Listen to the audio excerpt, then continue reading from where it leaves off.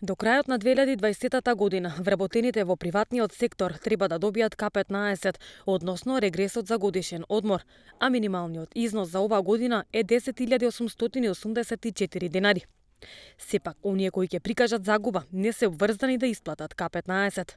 Тоа значи дека фирмите кои биле пријавени за добивање државна помош поради ковид пандемијата не мора да исплаќаат регрес за годишен одмор. Правните субјекти кои оваа година нема да остварат добивка нема да треба да исплатат К15 на своите вработени, но оние кои ќе остварат добивка согласно закон и колективен договор треба да исплатат К15.